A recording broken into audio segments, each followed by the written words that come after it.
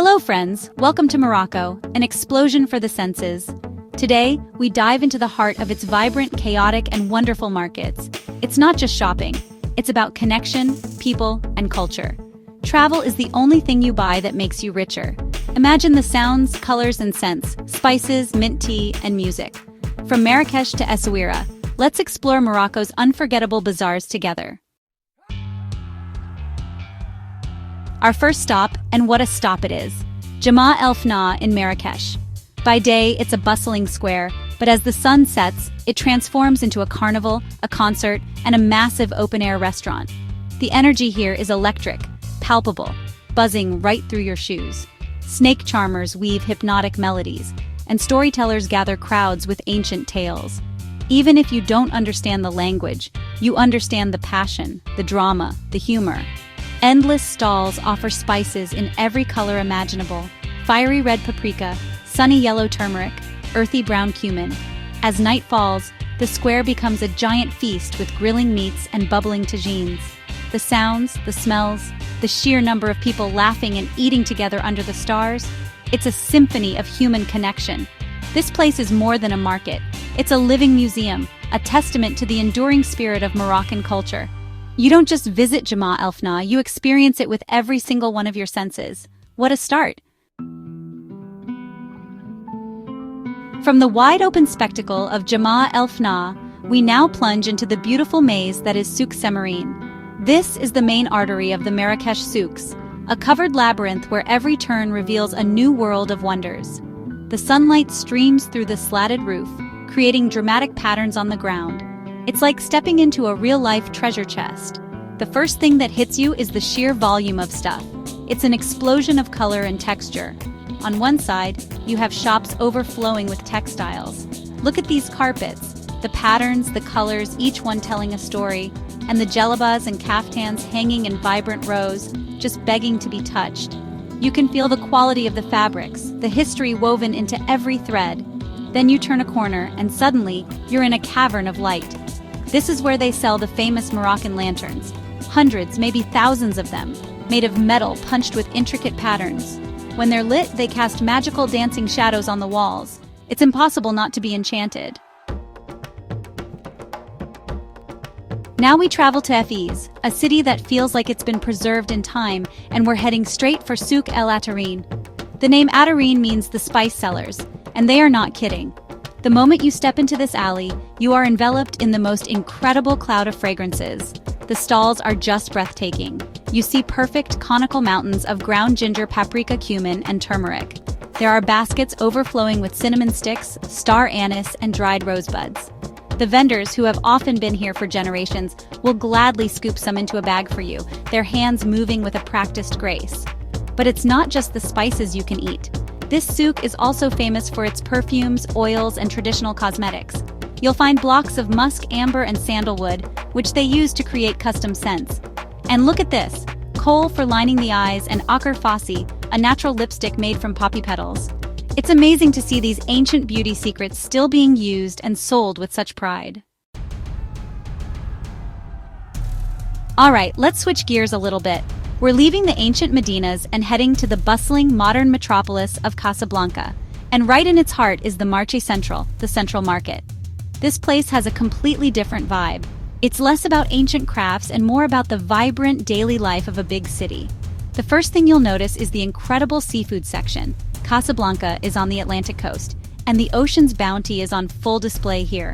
You see rows and rows of glistening fish, fresh from the morning's catch. But what I love, what is truly fantastic about this market, is that you can buy your fish and then take it to one of the small restaurants right there inside the market, and they will grill it for you on the spot. This is food and community coming together in the most delicious way. Beyond the seafood, the market is a riot of color. The Marché Central is where the locals really shop. We're heading south now, to the coastal city of Agadir, and to a market that is simply massive Souk El Had. This isn't an ancient winding Medina.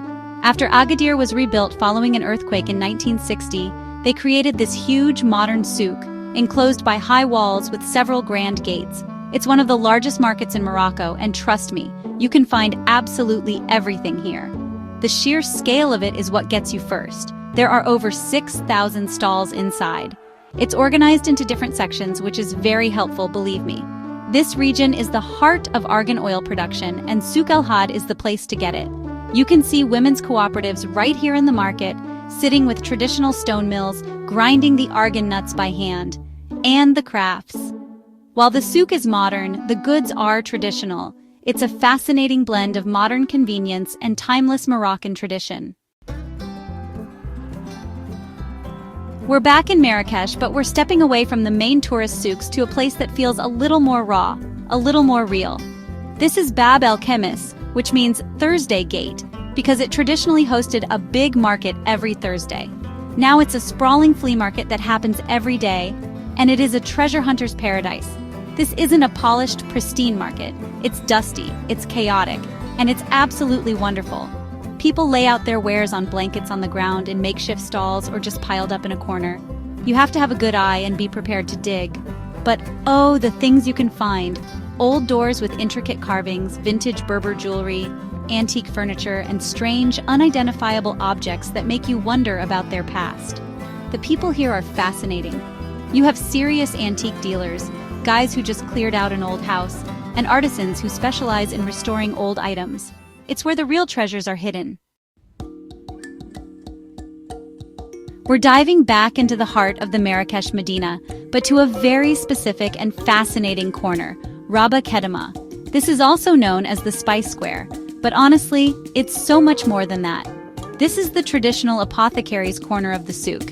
It's a place that feels ancient, mystical, and, well, a little bit magical.